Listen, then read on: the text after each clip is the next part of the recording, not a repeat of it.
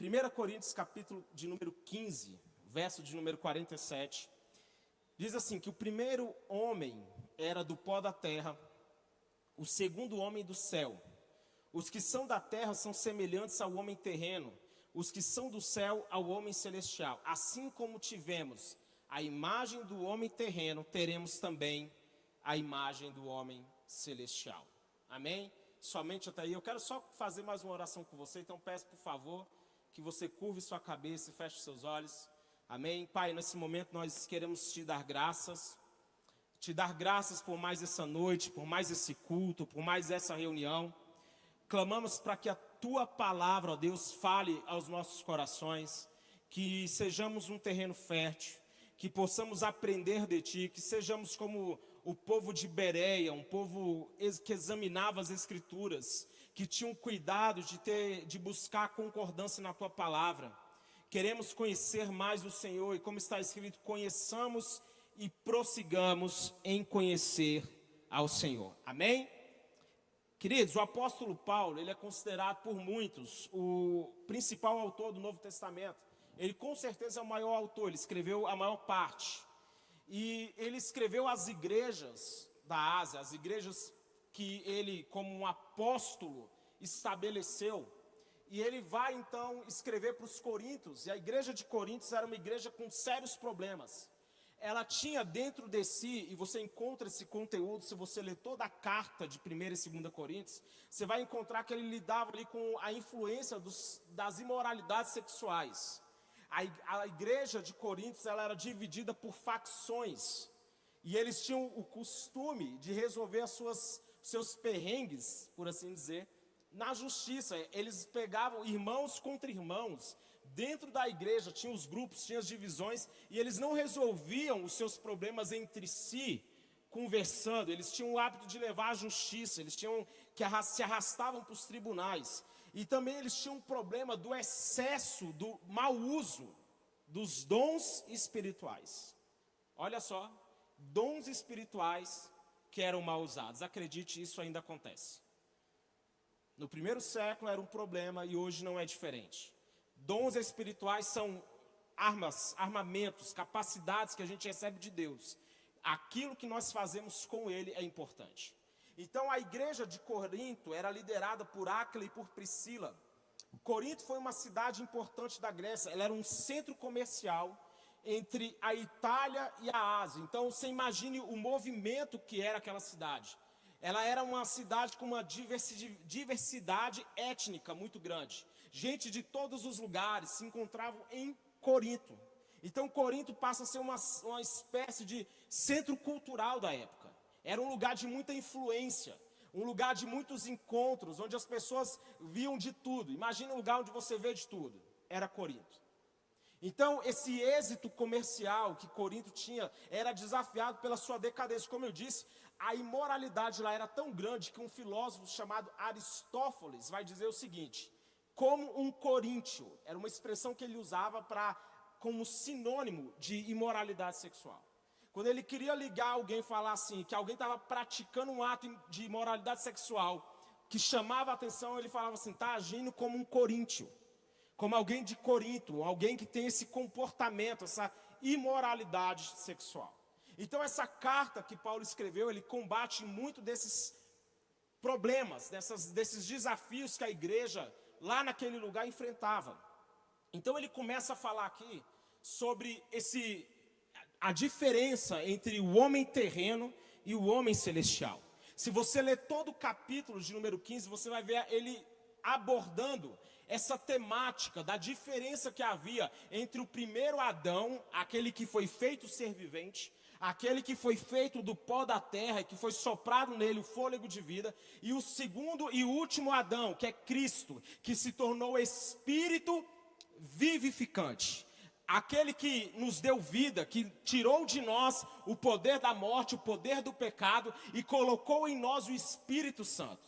Então ele vai fazer esse paralelo entre esses dois tipos de pessoas que nós podemos ser. E eu pergunto hoje, que tipo de cristão nós somos? Nós podemos ser um tipo do tipo terreno, o tipo carnal, ou nós podemos representar a figura do crente celestial, daquele que vive debaixo de um valor maior, do reino de Deus. Adão, ele é o pai de toda a humanidade, porém a sua permissividade diante do permitiu que o pecado entrasse no mundo. Ele culpou sua mulher, ele disse: foi a minha mulher, foi a mulher que o Senhor me deu. Na verdade ele culpou Deus, né? Foi a mulher que o Senhor me deu. Mas foi a atitude passiva de Adão, diante da proposta que a serpente fez, que permitiu que o pecado entrasse no mundo, sim ou não? Adão falhou em se manter puro em um lugar chamado paraíso.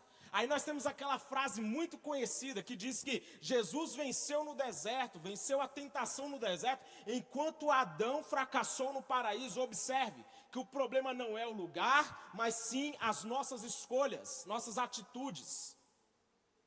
A questão não é a sua situação atual, mas sim as escolhas que você tem feito. Nós estamos aí na reta final do ano, nós já estamos aí entrando no mês de dezembro e, por coincidência, é o meu aniversário. Quem pegou essa referência? Quando a mulher viu, a Bíblia lá em Gênesis 3:6, quando a mulher viu que a árvore parecia agradável ao paladar, era atraente aos olhos e, além disso, desejável dela para se obter discernimento, tomou do seu fruto, comeu, deu ao marido que comeu também.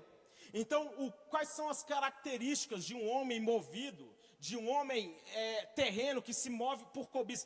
Primeira característica: um homem terreno, ele vai se mover por cobiça. E o que é a cobiça? É o desejo desmedido de poder, dinheiro, bens materiais, glória. Quando a mulher viu que a árvore parecia agradável ao paladar, ela cobiçou, repita comigo, cobiçou. E acredite, há muitos de nós hoje que nos movemos apenas pela cobiça, pelo desejo desenfreado de ter alguma coisa. E a grande verdade é que o sucesso é medido, na maioria das vezes, unicamente pelas coisas que você possui. As pessoas são medidas por aquilo, pelos cargos que ela ocupam, pela sua conta bancária. As pessoas hoje são medidas pelo status que elas apresentam nas suas redes sociais. E a cobiça é justamente esse desejo de ter as coisas acima de qualquer coisa. É ter lucro, independente do dano que eu estou causando. A Bíblia vai dizer em Êxodo: não cobiçarás a casa do teu próximo. Não cobiçarás a mulher do teu próximo. Eita, não cobiçarás a mulher do teu próximo. Nem o marido, nem o namorado, nem ninguém do próximo. Nem seus servos ou servas, nem boi ou jumento, nem coisa alguma que lhe pertença. Instrução bíblica. E ele vai dizer num outro texto, na verdade um texto judaico vai dizer assim: não há quem seja mais desprezível do que aquele que cobiça, pois até a sua alma vende. Por quê? Ele está dizendo aqui que a cobiça, ela faz a pessoa a vender a própria alma. Porque a cobiça, alguém movido por cobiça, ela quer ter as coisas independente das consequências. Independente do dano colateral que ela vai provocar. Ela quer ter o que ela precisa ter. Quantos estão entendendo aqui? Há pessoas presas ao dinheiro, materialistas. A decisão, como eu disse, a decisão de vida de muitas pessoas é baseada unicamente na cobiça, naquilo que eu posso ter. O que eu posso ganhar com isso? Qual a vantagem que eu posso obter? A pessoa não age nunca com um propósito de apenas ser generoso. Há sempre um desejo de ter algo. E eu vou dizer algo muito sério: se você entrega o seu dízimo pensando unicamente no que você vai ganhar de vantagem, reveja os seus conceitos sobre o que é ser dizimista. Carlos Drummond, ele vai ter uma frase que ele diz assim, que a ignorância, a cobiça e a má fé também elegem seus representantes políticos. Quantas pessoas, na verdade, não aqui na embaixada, mas quantas pessoas não agem assim? O voto delas é unicamente pensando na vantagem que ela vai obter. Eu vou votar aqui, mas eu quero um cargo. Eu voto aqui, mas eu quero um benefício. E, infelizmente, isso torna a política algo tão desagradável para nós, e nós começamos a enfatizar que a política é algo do diabo por causa desse tipo de atitude. Mas nós cremos que Deus vai levantar homens e mulheres na política que não vão se corromper, que não vão se colocar numa posição de autoridade, buscando apenas o desejo, o ganho próprio, mas vai pensar no coletivo. Alguém que vai ser um cristão lá naquele lugar, que vai representar os valores do reino de Deus. Isso foi um parêntese. Acredite, os nossos motivos importam para Deus. Fala comigo assim: os meus motivos importam para Deus. Os motivos, os porquês do que nós fazemos, importa para Deus. Deus sim está olhando para a nossa motivação. Olha um texto: Saul atacou os amalequitas por todo o caminho, capturou vivo Agag, rei dos amalequitas, exterminou o seu povo, mas Saul e o exército pouparam Agag o melhor das ovelhas e dos bois. Pouparam tudo que era bom, mas tudo que era desprezível e inútil destruíram por completo. Então Deus falou para Samuel: arrependo-me de ter constituído Saul rei. Ele me abandonou e não seguiu as minhas instruções. A Bíblia diz que Samuel ficou irado e clamou ao Senhor todo aquele dia. Quando Deus virou e falou assim: eu estou rejeitando Saul. Mas olha que interessante, se você for ler esse texto depois, está lá em 1 Samuel, entre os capítulos 14 e 16. Quando Deus rejeita a Saul, quando Samuel chega e vai confrontar Saul diante daquela atitude, sabe qual foi a resposta de Saul? Eu preservei o melhor. Eu preservei o rei, deixei o rei com vida. Eu preservei o melhor do gado, sabe para quê? Para oferecer em holocaustos ao Senhor. E isso aqui, no politicamente correto de hoje, é o que importa, as boas intenções de Saul. Saul agiu com boas intenções, pastor. Era para Deus, ele disse que ia sacrificar o melhor do gado para o Senhor. Então Samuel vai o confrontar com uma palavra que todos nós aqui conhecemos: acaso o Senhor tem tanto prazer em sacrifícios e holocaustos do que lhe obedeçam a sua palavra? Então nós vemos que Deus rejeitou Saul, mesmo que as intenções de Saul aos olhos naturais fossem boas. Deus preza para aqueles que desejam, acima de tudo, obedecer a sua palavra, a sua instrução. Num outro texto, Jesus, 1 Pedro recebe a revelação, aquele momento que ele fala assim: tu és o Cristo, o Filho de Deus vivo. Deus fala assim: não foi nem carne nem sangue que te revelou. Mas aí então, Jesus começou a explicar para os discípulos que era necessário que ele morresse, e que ressuscitasse ao terceiro dia, que ele fosse a Jerusalém, ser preso, ser morto, ser torturado pelos líderes religiosos. Depois disso, Pedro chama Jesus cheio de si, porque teve uma revelação de quem era Jesus. Então ele, cheio de si, chama Jesus no canto: Jesus, vem cá, deixa eu te falar um negócio aqui, para com isso. Para com esse discurso aí que você vai morrer, isso não vai acontecer. Jesus dá uma resposta, ele fala assim: para trás de mim, Satanás. Isso, como eu falei, isso ofende o politicamente correto hoje. Poxa, pastor, ele foi falar uma coisa tão boa para Jesus: Jesus, você não vai morrer não. Vocês entendem isso? Jesus ofendia o politicamente correto. Hoje em dia a gente está difícil. Jesus ofendia o politicamente correto. Jesus dava respostas claras, diretas. E ele fala assim: vai para mim, Satanás, porque você para mim é uma pedra de tropeço. Então nós vemos que não é simplesmente um discurso, não é simplesmente aquilo que eu falo, é a vida que eu tenho no altar, é a vida que eu tenho diante do Senhor que importa. Eu vou repetir: os nossos motivos importam para Deus. Ele coloca as nossas motivações na balança. Deus está sondando mente e coração para retribuir a cada um segundo as suas obras. Deus está dizendo: eu estou vendo o porquê, eu estou vendo os seus motivos, eu estou vendo as suas razões, eu estou olhando para aquilo que está no seu coração. Não, eu não vejo como o homem vê o exterior, eu vejo aquilo que está dentro do coração, eu vejo aquilo que o homem não pode ver, eu discerno aquilo que o homem não pode discernir. É isso que importa para Deus. uma aparência da atitude de Saul foi a melhor. Ele quer honrar Deus, ele quer sacrificar, mas a ordem era: você vai destruir tudo, você vai matar todos, desde criança até os animais, não é para sobrar nada. Mas o homem decide agir por impulso. O homem terreno, ele se move assim por cobiça, apenas buscando os próprios desejos, os próprios motivos. E quantos casamentos não afundam por causa disso? Porque existe apenas duas pessoas unicamente pensando nos próprios desejos, naquilo que é bom para mim. Hoje as pessoas, o pastor Borges, o Cote, ele vai falar isso. Hoje as pessoas não são fiéis aos princípios, elas são fiéis aos sentimentos delas. Elas não são fiéis à palavra, elas são fiéis àquilo que ela está sentindo. Eu não estou me sentindo feliz no casamento, então eu vou separar. Eu não estou me sentindo feliz nessa empresa, então eu vou ser um funcionário ruim. Eu não estou me sentindo bem na igreja, então agora eu vou tomar uma decisão, agora eu não sirvo mais. Não seja guiado pelos seus sentimentos. Seja guiado pelas verdades, seja guiado pela palavra, seja guiado pelo Espírito Santo. O homem terreno, ele se move por aquilo que vê.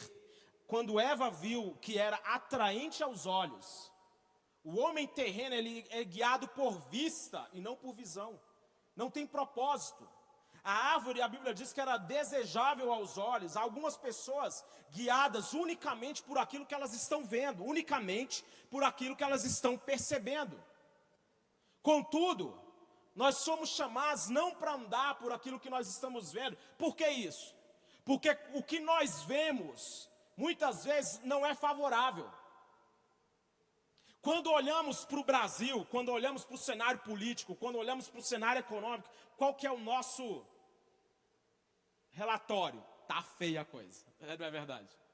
Quando olhamos para as coisas como elas estão, nos assustamos. Quando olhamos para aquilo que nós estamos vendo, ficamos incrédulos. Mas a Bíblia diz que nós não fomos chamados para andar por vista.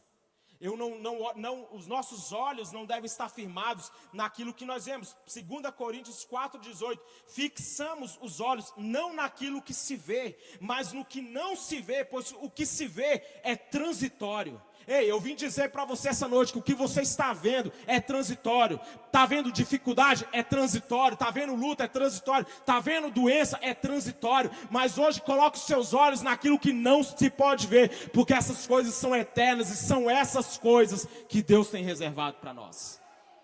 Deus tem reservado para nós coisas celestiais. As nossas convicções enraizadas na verdade. E por que eu digo isso? Porque as nossas crenças podem estar ancorada nas coisas erradas. Você pode ter uma crença na sua vida de coisas que você viveu na sua infância, traumas que você viveu na sua infância, e você tem isso como uma verdade. Pessoas que viu o pai sendo violento com a mãe. Então ele ou ela desenvolve uma crença que casamento é algo ruim. Sofreu uma violência sexual quando era na infância e desenvolve uma crença que ninguém é confiável. Essas crenças que você desenvolveu na sua infância são hoje uma realidade para você? Podem até ser. São coisas que o diabo deixou enraizadas aí no seu coração por causa de atitudes de outras pessoas. Mas a nossa crença deve estar enraizada nas verdades que estão na palavra de Deus sobre nós. É aquilo que está na palavra de Deus, é aquilo que está na Bíblia, é aquilo que está escrito nesse texto, que é a verdade que Deus tem para a nossa vida. Então muitas vezes nós precisamos lutar contra os enganos, contra as crenças erradas. E esse texto que eu falei, de nós fixarmos os nossos olhos, não no que se vê, ele é mais desafiador do que se parece. Não é simples. Não é simplesmente você parar de olhar para a situação. Como pastor? Eu deixo de olhar para aquilo que está acontecendo na minha vida? Como eu deixo de encarar a dificuldade como se é o que está me afligindo? Esse texto é um desafio. Andar com Deus nos desafia a olhar além dos nossos problemas. Quando nós citamos a história de Pedro andando sobre as águas, esse texto é fantástico. Nós ficamos assim, uau, que homem extraordinário. Mas afundou, né, pastor? Afundou. Porque fazer o que Pedro fez,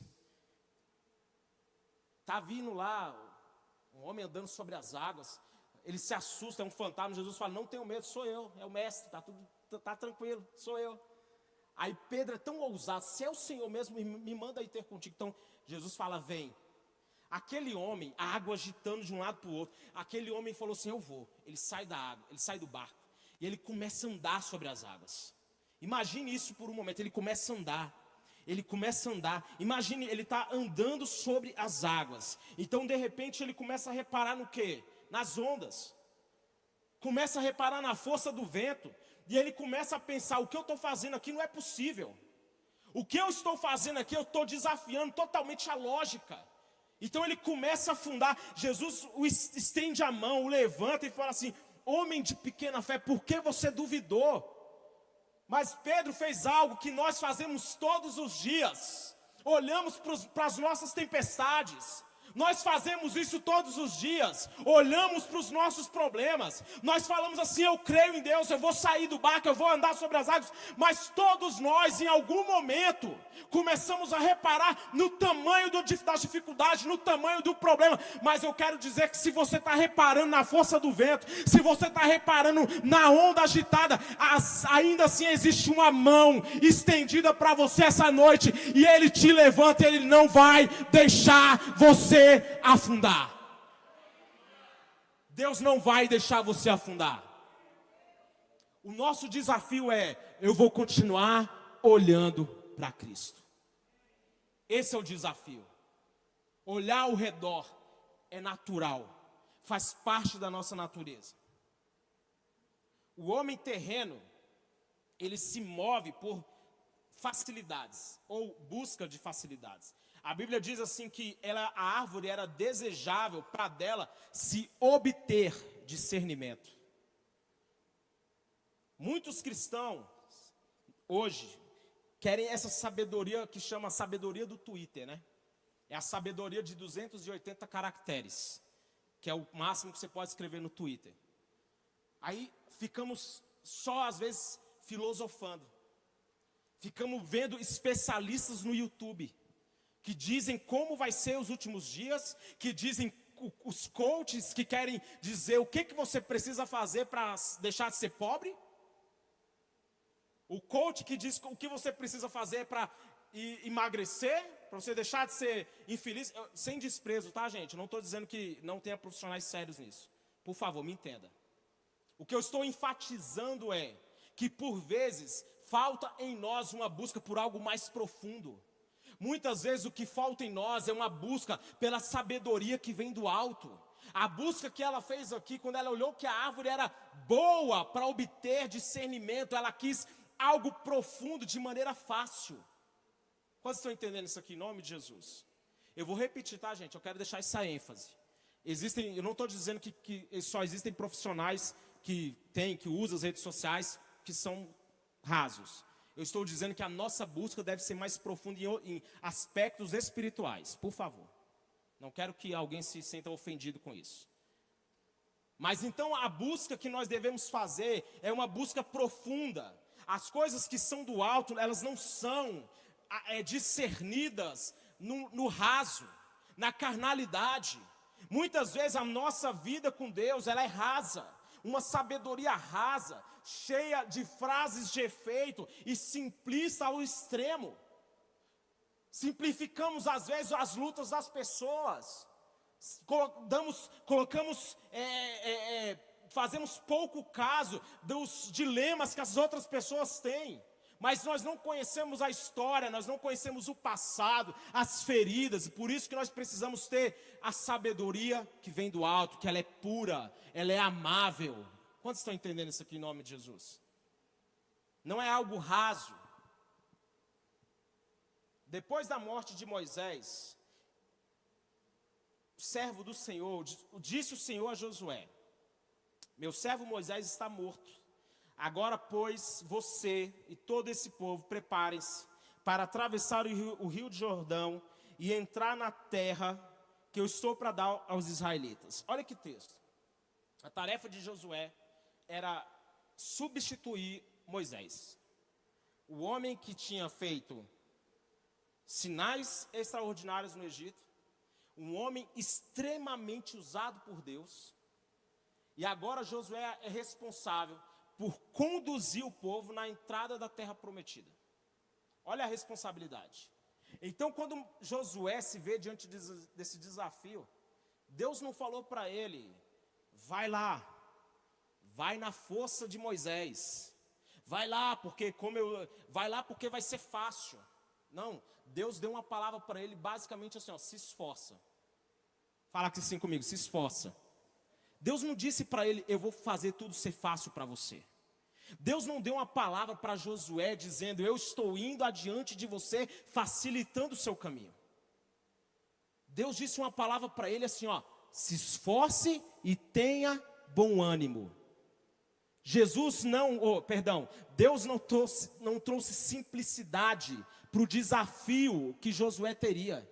Deus apenas deu uma instrução para ele, se esforce e tenha bom ânimo. Sabe por quê? Porque eu vou com você por onde quer que você andares. Deus não deu garantias para ele que ia tornar o caminho dele fácil. Porque acredite, a caminhada cristã, ela não vai ser fácil para nenhum de nós. A caminhada cristã não é marcada por uma vida deitado numa rede. A caminhada cristã não é uma vida de facilidades, onde Deus vai fazer mágicas para nós alcançarmos aquilo que nós precisamos. A palavra de Deus para Josué foi, se esforce. A palavra de Deus para Josué foi, tenha bom ânimo. A palavra de Deus para Josué fala, se esforce, se dedique, porque aí eu vou com você. Eu vou estar indo com você. Mas acredite, Deus não tirou de Josué a responsabilidade dele se esforçar. Quantos estão entendendo isso? Ei, se esforce. Quer casar? Se esforce. Né? Chama a menina para sair. Se esforce. Quer ser bonito? Quer ser magro? Vai para a academia. E para de comer. Isso é difícil. Fala assim, se esforça. Fala fé, assim, se esforça. Gente, a gente vai entrar agora no Conquistando. Quantos projetos não vão ter lá, como um dos primeiros lá no caderninho de sonhos assim, em 2022 eu vou emagrecer. Em 2022 eu vou para a academia. Em 2022 eu vou começar a minha faculdade. Em 2022 eu vou comprar minha casa. Em 2022 eu quero comprar meu carro. Aí está se esforçando? Eu acordo de manhã, como lá meus 2 pães de sal. Na hora do almoço aquele prato de pedreiro. Né? Não quero correr, não gosto de ir para a academia. Não quero saber de ninguém dizendo para o que eu tenho que comer. Né, Fernando? É desse jeito, né? Está lá a instrução, melhora a sua alimentação. Não quero continuar comendo hambúrguer todo dia à noite. Eu mesmo sou um fã de bacon. E preciso trocar esse meu hábito. Mas tem que ter esforço. As coisas na nossa vida, pastor, eu sou cristão. Deus vai me abençoar, vai, irmão. Mas Ele vai te abençoar no seu esforço. Deus vai te prosperar, vai, naquilo que você está disposto a fazer. Pastor, Deus não vai me abençoar simplesmente porque eu estou vindo à igreja, não, querido, não. Pode chocar você, mas não. Tá? Eu vou dizer uma coisa para você. Tem uma vaga de um concurso público. Tem apenas uma vaga. Está concorrendo você que é crente, que vem na igreja, que senta nessa cadeira bonitinho aí, que levanta na hora da palavra, diz amém, diz glória a Deus, que na hora do louvor você não fica conversando nem passeando, você fecha seus olhos, você adora. Mas se você está aqui no culto, e quando você chega em casa, você não pega num caderno, não pega num livro, mas se tem um espírita lá fora que está estudando, está lendo, está pagando, é ele que vai passar, tá, irmão? Mas é isso mesmo, é ele. É ele. É ele. Mas pastor, eu sou crente. Irmão, mas quem vai passar é quem estudou. Por que isso? Porque Deus não está fazendo mágica para abençoar ninguém. Eu creio na bênção, eu creio num Deus que vai adiante de nós, mas tem coisas que são indispensáveis no reino. semeadura. Eu planto e eu tenho um Deus que garante a minha colheita. Nós não podemos viver circunstanciados e dizer que vivemos pela fé. A fé não respeita contingências naturais, mas ela enxerga além daquilo que se mostra na superfície. Olha que frase. Vê as coisas além do natural. Quando Abraão e Ló vão se separar, a Bíblia diz que Ló viu o vale do Jordão todo bem irrigado. E ele vai falar assim, é como o jardim do Senhor. Mas aquele lugar lindo que ele visualizou, que ele enxergou, que ele viu, tinha um problema muito sério. Os habitantes da terra tinham já um péssimo testemunho diante de Deus, e Ló sabia disso. Ló sabia que lá vivia um povo de Sodoma, um povo que faziam coisas extremamente imorais diante de Deus. Ainda assim, ele olhou para aquela terra e quis ir para lá. Abraão, a Bíblia diz que ficou em Canaã. Ló se mudou para um lugar próximo a Sodoma. Ora, os homens de Sodoma eram extremamente perversos e pecadores diante do Senhor. Sabe qual foi o resultado disso? Foi levado como prisioneiro, depois sendo resgatado por Abraão. Os anjos tiveram que insistir com Ló para tirar ele da cidade. Ele hesitou. Ele não queria sair da cidade. Sua mulher se transformou em uma estátua de sal porque olhou para trás quando a ordem foi que não olhasse. Qual é o contexto disso?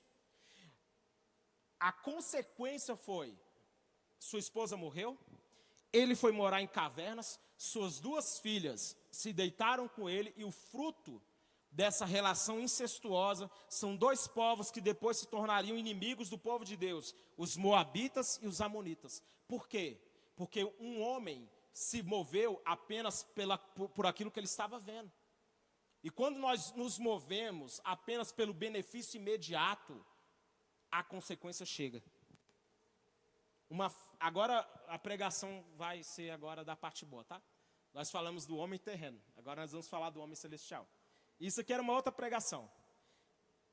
Quando o texto fala que nós trouxemos a imagem do terreno, mas agora nós traremos a imagem daquilo que é celestial. Fala assim, agora eu vou trazer, fala comigo, eu vou trazer a imagem daquilo que é celestial.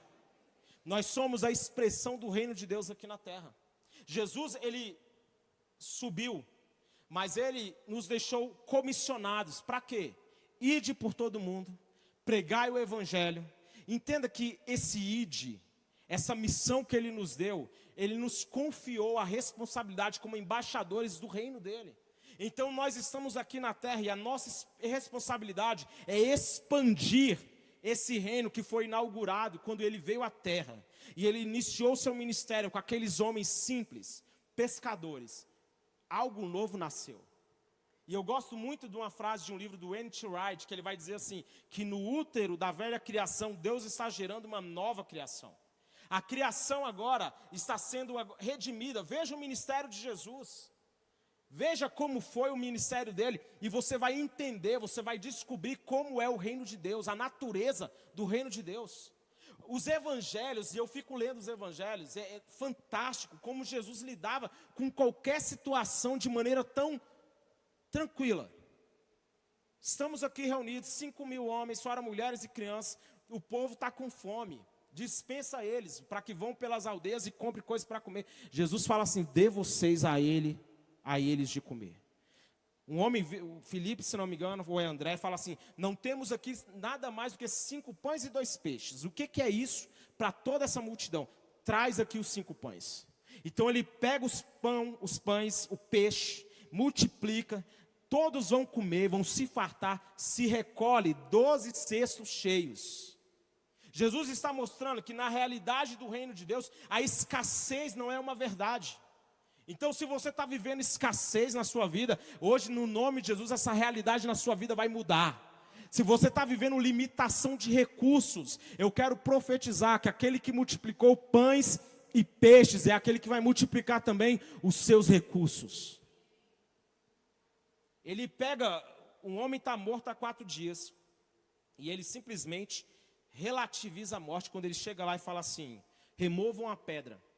E eles vão dizer, Senhor, já cheira mal.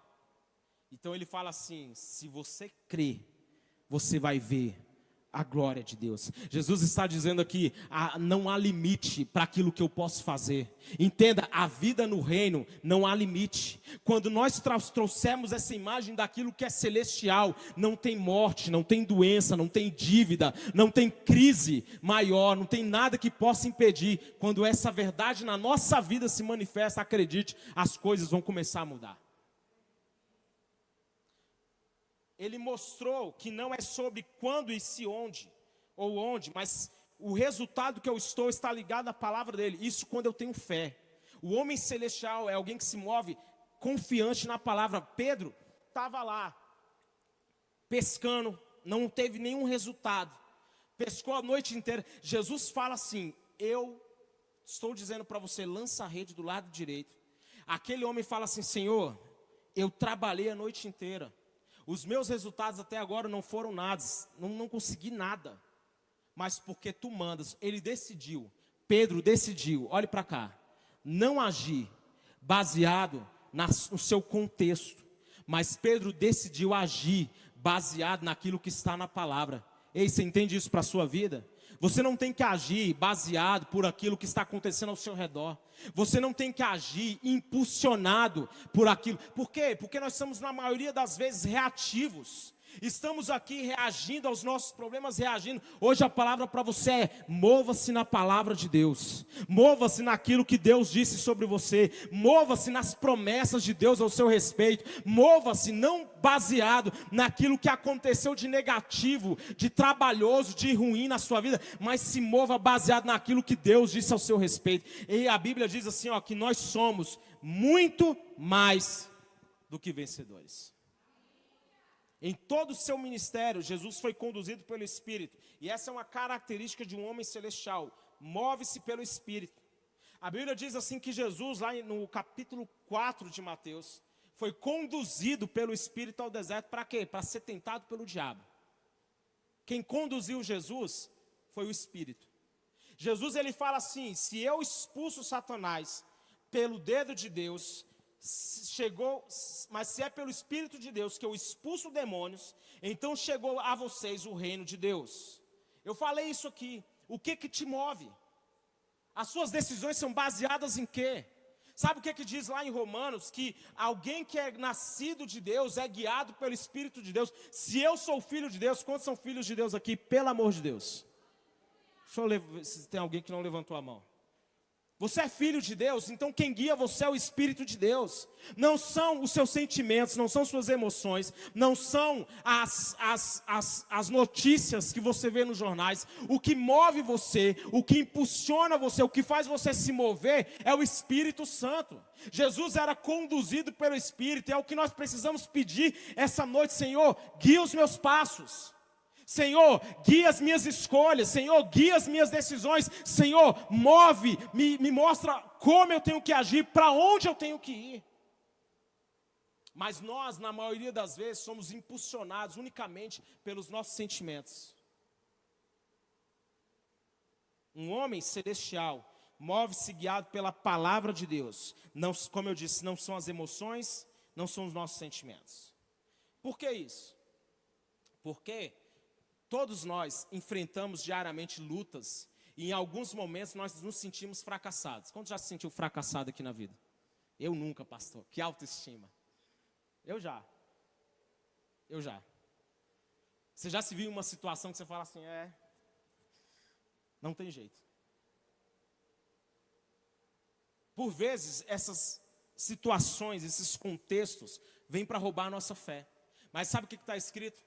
Olha só, Romanos capítulo 8, verso 36. Por amor de ti, enfrentamos a morte todos os dias. Somos considerados como ovelhas destinadas ao matadouro. Mas em todas essas coisas nós somos o quê? Mais que vencedores. Um outro texto em Filipenses diz assim: eu sei o que é passar necessidade, sei o que é ter fartura. Aprendi o segredo de viver contente em toda e em qualquer situação, seja alimentado, seja com fome, tendo muito ou passando necessidade. O que ele diz? Tudo posso naquele que me fortalece. Jesus, em outro momento, diz: aproximou-se a hora, e quando vocês serão espalhados, cada um para a sua casa, vocês vão me deixar sozinho, mas eu não estou sozinho, meu Pai está comigo.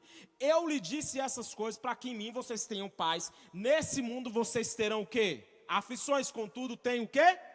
Bom ânimo. Todos esses textos que eu li agora, eles fazem uma referência interessante que tem desafio. Nós vamos enfrentar a morte, nós vamos passar por necessidade, nós vamos ser perseguidos. Por quê? Porque a vida cristã tem isso. Tem perseguição, tem calúnia, tem difamação. A vida cristã, ela não é um mar de rosas. Não é venha para Cristo aqui e pare de sofrer. Não é isso.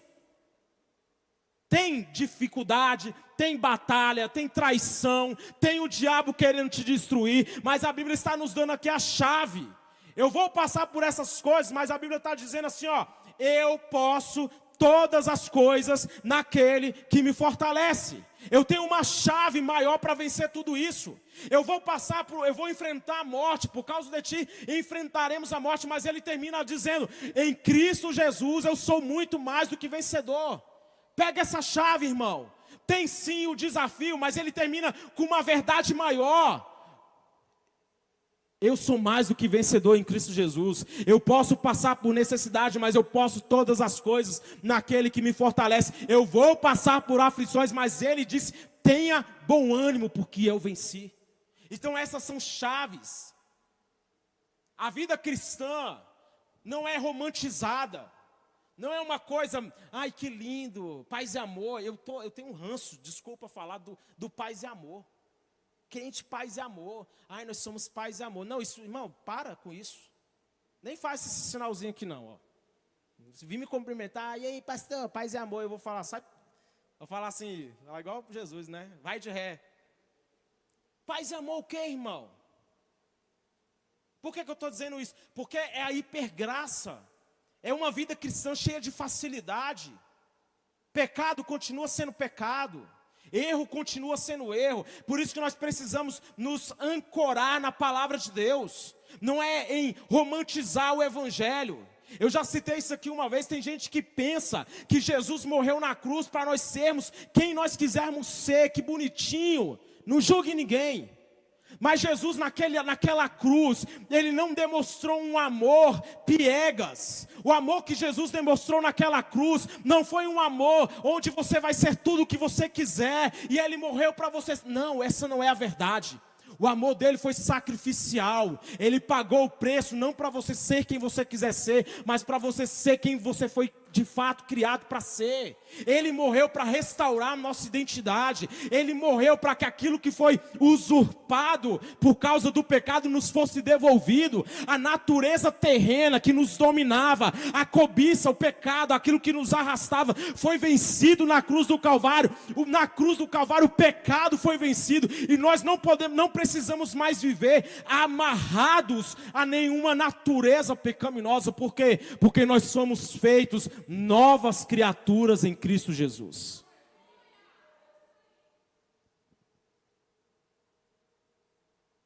O homem celestial, e eu tenho que correr, ele tem a perspectiva de Deus. Você pode estar vendo o mal crescendo, mas eu te convido a olhar e começar a enxergar os valores do reino de Deus. Olha, eu vou ser breve. Teve uma matéria da CNN, já tem um tempo que eu li essa matéria, e ele diz assim que em um ano marcado por pandemia, que matou milhões de pessoas, esse cientista russo chamado Peter Turkin, ele diz assim que os próximos 10 anos, serão ainda mais aflitivos que 2020. É um profeta do caos.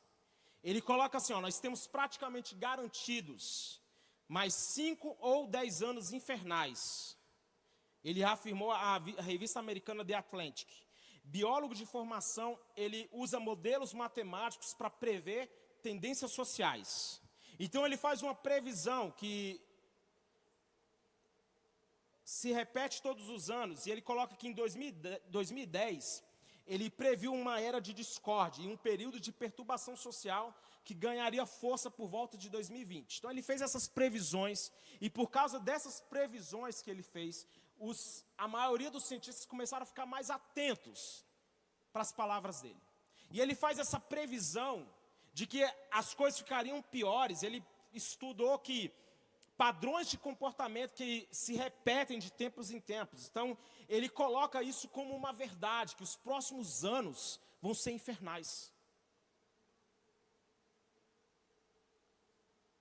E eu vou te dizer uma coisa aqui que eu nem preparei, mas Deus tinha colocado isso no meu coração. E eu acho, existe um pessimismo cultural no meio cristão. E eu não consigo ser pessimista, porque para mim cristianismo, a nossa fé não combina com o pessimismo. Eu não entendo, para mim não combina. Ah, pastor, mas a Bíblia diz que vai ter perseguição, vai. Mas ainda assim, o futuro que nós vislumbramos é melhor do que o que nós estamos vivendo hoje. Aquilo que nós estamos esperando, a nossa expectativa é melhor do que agora. Se você olha para 2022 e está esperando algo pior, reveja sua fé. Se você está se preparando para que a sua vida piore, eu vim profetizar aqui essa noite que a sua vida não vai piorar, vai melhorar. Por quê? Porque você tem um Deus com planos bons ao seu respeito. Ele diz assim, os meus pensamentos não são os seus pensamentos. Nem os meus caminhos são os meus caminhos, diz o Senhor. Os pensamentos deles são mais altos. Fala comigo, mais alto.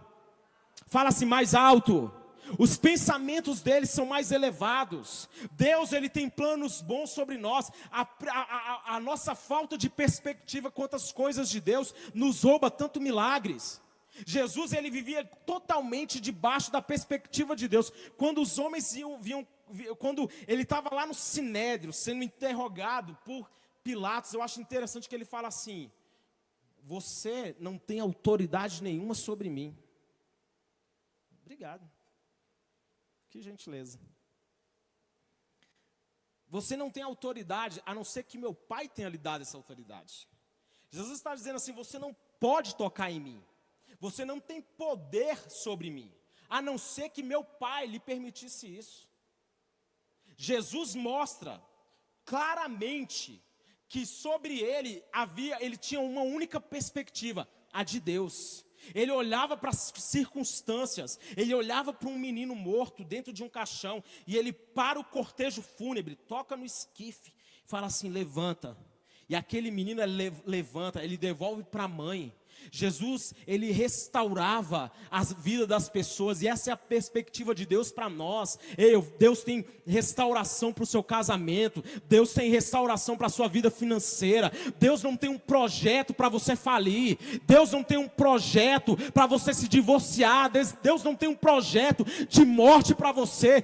Deus tem planos de paz e não de mal, para nos dar um futuro e uma esperança. Se apodere da perspectiva de Deus para a sua vida, se apodere daquilo que Deus disse ao seu respeito, se apodere, irmão, das promessas que Deus tem sobre você.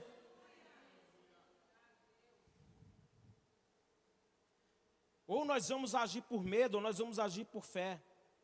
A nossa vida é resultado das nossas convicções. Eu vou repetir isso.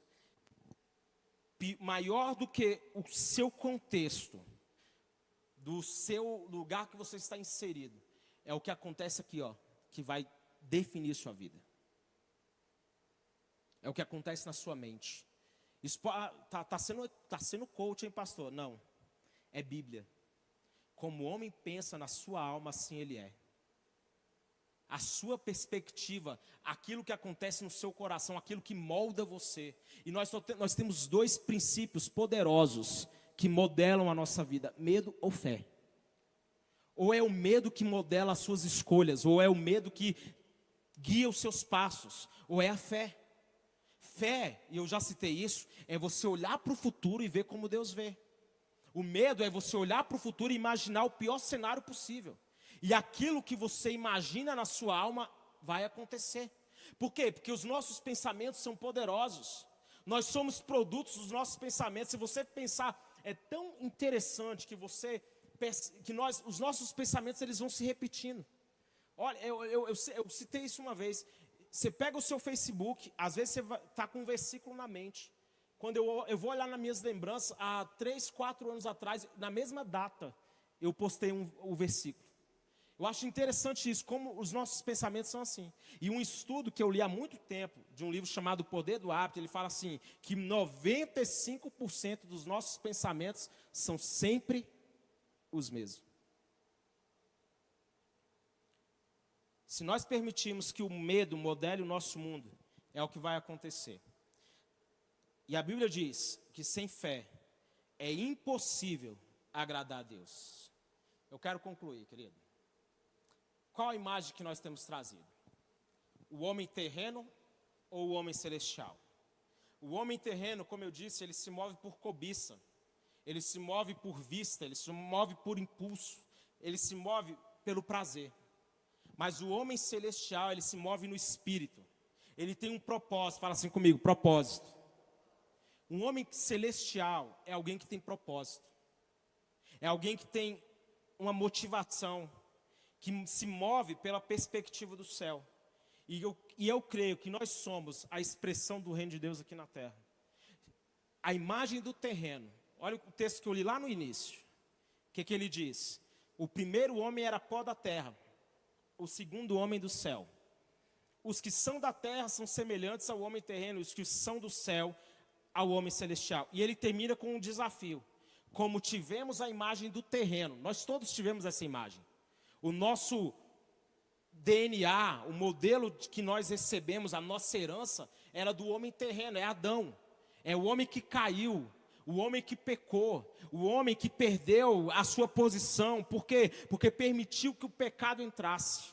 Mas a Bíblia está dizendo aqui que como nós trouxemos a imagem do terreno, agora nós devemos trazer a imagem do celestial. O celestial é o segundo Adão. É aquele que a Bíblia diz no mesmo capítulo 15 do livro de 1 Coríntios, que se tornou espírito vivificante. Em Cristo Jesus nós somos novas criaturas. Nós somos novas criaturas. A velha natureza, ela vai se mortificar. Você não é mais alguém preso ao pecado. Você não é alguém escravo da dívida. Você não vai ser escravo de vício. Você não vai ser escravo de cigarro, de pornografia. Você não vai ser alguém que não consegue avançar em projeto algum. Você não vai ser alguém que vai ficar parado no tempo com a mente cauterizada. Você é uma nova criatura. Você tem um modelo, tem um arquétipo, que é quem? Que é aquele que veio à terra, Jesus Cristo, que foi fiel até a morte, que nos ensinou um modelo de vida cristã perfeito. Ele por onde passava,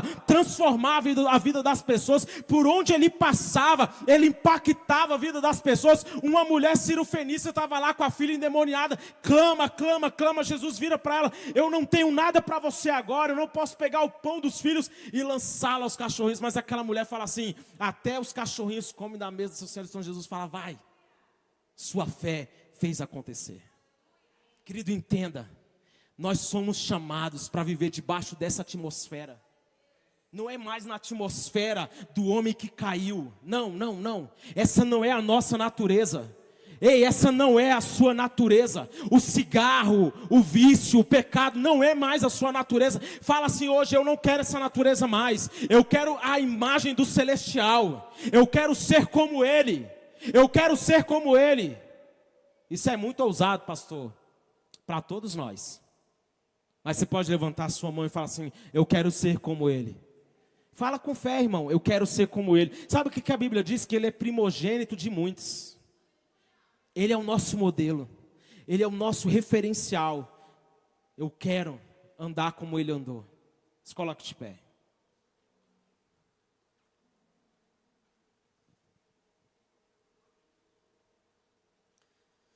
Somos seres celestiais. A queda corrompeu nossa identidade. A queda do homem corrompeu a nossa identidade. Quando Adão pecou, a identidade que nós tínhamos foi deturpada. Quando Adão peca e o pecado entra, nós vamos ver depois Caim matando Abel. E Deus fala uma palavra para Caim tão poderosa: o teu desejo é contra ti, cabe a ti dominá-lo. Por quê? Porque quando o pecado entrou, a nossa natureza foi distorcida. Mas quando Jesus naquela cruz,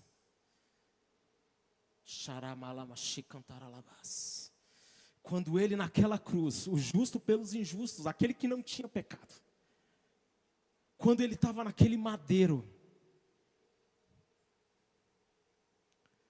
quando Jesus estava naquela cruz, levando sobre si o pecado de toda a humanidade, como a Bíblia diz, o justo pelos injustos para nos conduzir a Deus.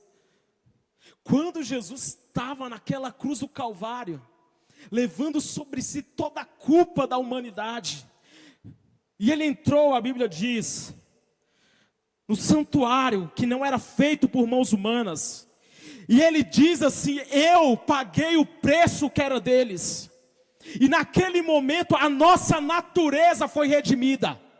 Nós não somos mais homens terrenos, somos homens celestiais, mulheres celestiais, somos filhos de Deus, somos o povo de Deus.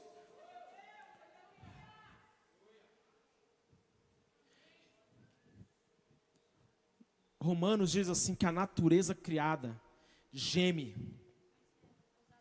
e aguarda com grande expectativa que os filhos de Deus se manifestem. Imagine quando isso acontecer. Quando você pensar em uma invasão celestial, não fique pensando em anjos, porque os anjos não vão vir à terra para ministrar. A Bíblia diz assim que ele faz dos seus anjos como... Me ajuda, pastor Mateus. Ele faz dos seus anjos como...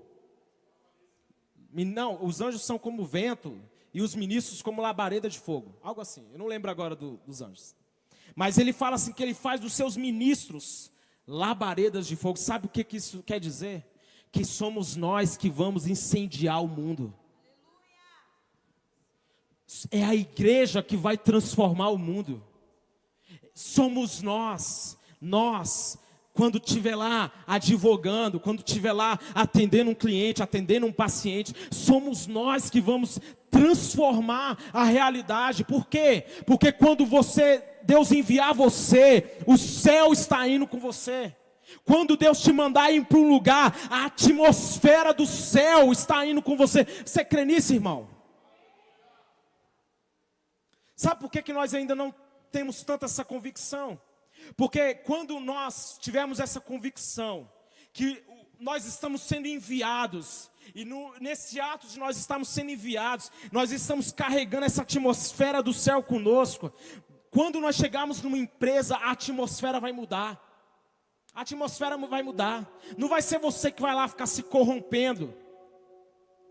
Tá lá no meio da rodinha, se contaminando. Não, você chegou, vai ter uma mudança na atmosfera. E não é aquela atmosfera de chegou o crente. Não é essa não. Que ambiente legal, fulano está aqui. Você viu que depois que fulano chegou aqui, o clima ficou mais leve? Olha como é diferente. Com ele é diferente. Gente, é isso que nós estamos aqui para fazer. Esse é o nosso papel. A nossa reunião aqui no templo, ela é maravilhosa. Mas nós precisamos entender que o nosso chamado, propósito, está além das quatro paredes.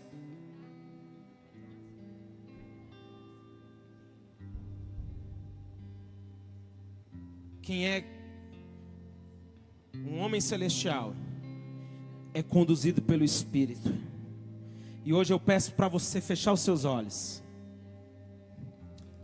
E se puder por um momento clamar por isso: Senhor, me conduz. Eu quero ser uma expressão do Teu reino aqui na terra. Eu quero que quando as pessoas estiverem comigo, elas sejam impactadas por aquilo que o Senhor colocou em mim. Não é ser alguém com palavras duras para as pessoas. Não é colocar estereótipos. Não é dizer, ei, você vai para o inferno. Não. Não é ser dominado por um evangeliquez. Não. mas ser alguém que traz na sua vida, na sua essência, aquilo que Jesus manifestou enquanto esteve aqui na terra. Ele diz: vocês farão as obras que eu fiz, e obras ainda maiores farão, obras ainda maiores. Nós vamos orar e os hospitais serão esvaziados. Nós vamos orar e a política vai ser transformada. Nós vamos orar e nós vamos ver pessoas se levantando como empresários, como servidores públicos. Nós veremos pessoas como uma resposta de Deus, uma resposta que o céu tem para esse tempo. Davi foi um homem, a Bíblia diz que serviu a sua geração. Meu Deus, estamos aqui e queremos ter propósito. Estamos aqui, queremos ter algo para fazer, algo maior do que nós, algo maior do que as nossas necessidades. Queremos cumprir o ID, queremos ver o evangelho do reino, esse evangelho que muda realidades, que transforma a vida das pessoas. Esse evangelho onde uma mulher estava lá atrofiada, andando encurvada. Então Jesus fala para ela: vem aqui. E ele toca naquela mulher, e aquela mulher se levanta, muda a postura dela, porque ela teve um encontro com aquele que pode mudar a vida dela.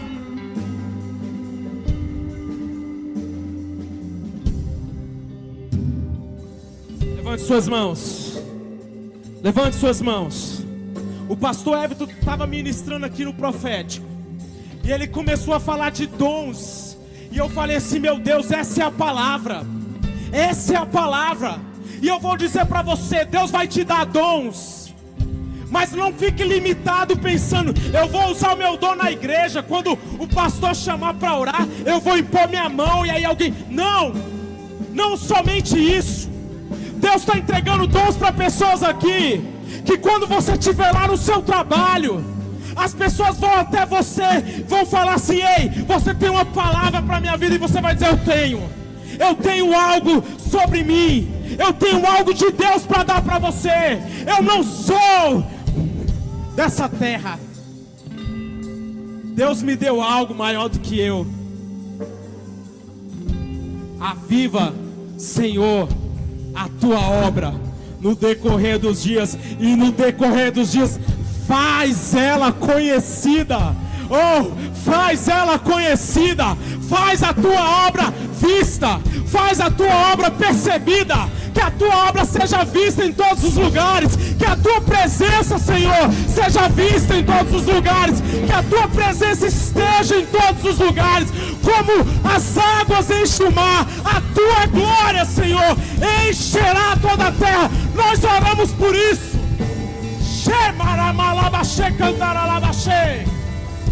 Adora a Deus, adora a Ele, adora a Ele, adora a Ele. Nossos corações, as montanhas pra me encontrar. Derruba a muralha, destrói as mentiras pra me encontrar. Nossos corações, as montanhas pra me encontrar. Derruba a muralha, destrói as mentiras pra me encontrar. Impressionante, infinito,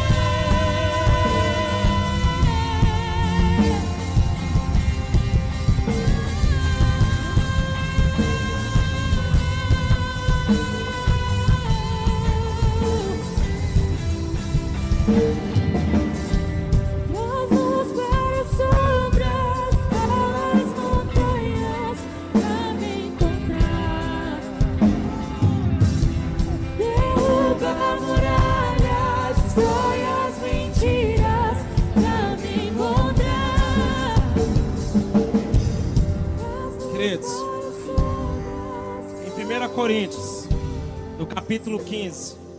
Olha que poderoso. Verso de número 51. Paulo, ele continua dizendo: Eu lhes digo um mistério.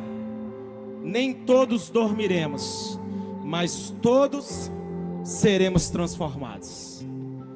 Jesus, ele está dizendo que nem todos vão enfrentar a morte, mas uma coisa é certa: todos serão transformados. Todos serão transformados. Todos vão deixar essa característica de um homem terreno, e todos vão passar a ter uma característica de um homem celestial.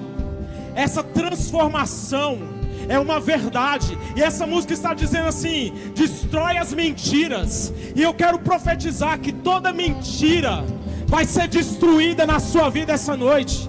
Toda mentira, toda palavra de morte, toda maldição, tudo aquilo que foi dito contra a sua vida, tudo aquilo que foi estabelecido na sua mente como uma verdade, eu profetizo, Deus está arrancando toda mentira do diabo da sua mente. Coloca a mão na sua mente, coloca a mão e fala assim: Senhor, tira todo engano, Senhor, tira toda mentira, Senhor, tira toda crença que não é fundamentada na tua palavra. Tira toda crença que não tem como base aquilo que o Senhor tem para a minha vida, o propósito que o Senhor tem para a minha vida. Vamos adorar a Deus mais um pouco. Levante suas mãos.